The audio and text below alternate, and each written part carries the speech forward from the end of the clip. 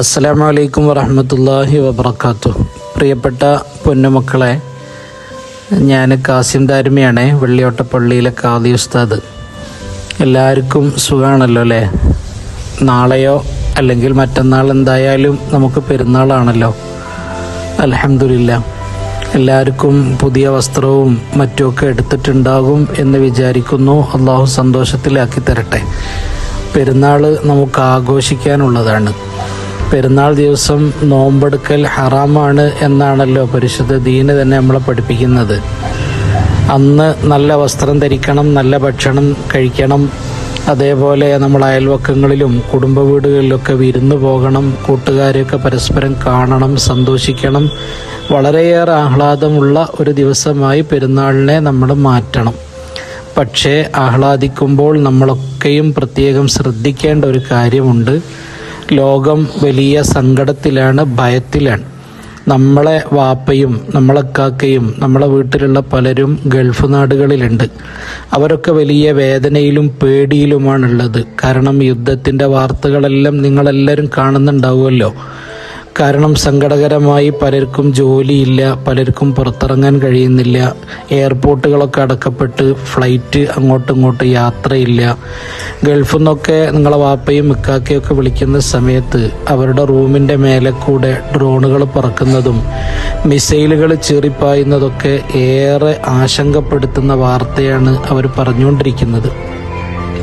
അപ്പോൾ നമ്മളിവിടെ പടക്കം പൊട്ടിച്ചും ആർമാദിച്ചും അനാവശ്യമായ ഒച്ചപ്പാടും ബഹളങ്ങളൊക്കെ ഉണ്ടാക്കിയിട്ടുള്ള ഒരാഘോഷമല്ല നമുക്കുണ്ടാകേണ്ടത്. തീർത്തും അള്ളാഹു പൊരുത്തപ്പെടുന്ന നല്ലൊരാഘോഷം, നന്നായി അള്ളാഹുവിൻ്റെ പൊരുത്തം കിട്ടുന്ന ഒരാഘോഷമാക്കി നമുക്ക് മാറ്റാൻ കഴിയണം. മാത്രമല്ല, നമ്മൾ ആലോചിക്കേണ്ടത് നമ്മളെപ്പോലെയുള്ള എത്രയോ കുരുന്നു മക്കളുടെ തലക്ക് മീതെയാണല്ലോ ഈ ഇസ്രായേലും അമേരിക്കയും ബോംബ് കൊണ്ടുപോയിട്ട് പാവം മക്കളെ കൊന്നുകളയുന്നത്. ഇന്നലെ അഫ്ഗാനിൽ പാകിസ്ഥാൻ്റെ ആക്രമണം ഉണ്ടായപ്പോൾ ഒരു ഹോസ്പിറ്റലിൽ 400 ആളുകളാണ് മരിച്ചുപോയത്. കുഞ്ഞു മക്കൾ പഠിക്കുന്ന സ്കൂളിൻ്റെ മീതെ ബോംബ് കൊണ്ടുപോയിടുന്നു. ഇപ്പോഴും ഫലസ്തീനിൽ പട്ടിണി കിടക്കുന്ന മക്കളുടെ എണ്ണം വർദ്ധിച്ചു വരികയാണ്. ഇങ്ങനെ ലോകം ഒരുപാട് സങ്കടങ്ങളുടെ നടുവിൽ നിൽക്കുമ്പോൾ നമ്മളെ ആഘോഷത്തെ കൃത്യമായി നിയന്ത്രിക്കാൻ നമുക്ക് കഴിയണ്ടേ? എൻ്റെ പൊന്നുമക്കളൊന്ന് നന്നായി ആലോചിച്ച് നോക്കൂ. അപ്പോൾ അതുകൊണ്ട് നമ്മളെ വാപ്പമാർക്കൊക്കെ വേണ്ടി, ഉമ്മാക്ക് വേണ്ടി, നമ്മളെ കുടുംബത്തിലുള്ളവർക്കൊക്കെ വേണ്ടി ദുആ ചെയ്യാനും അള്ളാഹുവിൻ്റെ പൊരുത്തം കാക്ഷിക്കാനുമുള്ളതാകണം. തലയുടെ മീതെ ഡ്രോണുകൾ പൊട്ടിത്തെറിക്കുമ്പം, മിസൈലുകൾ തകർന്നു വീഴുമ്പം പേടിച്ചതിൻ്റെ ചുവട്ടിൽ നിൽക്കുകയാണ് പ്രവാസികൾ. അങ്ങനെയുള്ളൊരു ഘട്ടത്തിൽ നമ്മളിവിടെ അനാവശ്യമായി പണം ചെലവാക്കി പടക്കത്തിന് തിരികൊടുത്ത് ഒച്ചപ്പാടും ബഹളവും ആഹ്ലാദവും ആർമാദവും ഒരിക്കലും അത് യോജിച്ചതല്ലല്ലോ.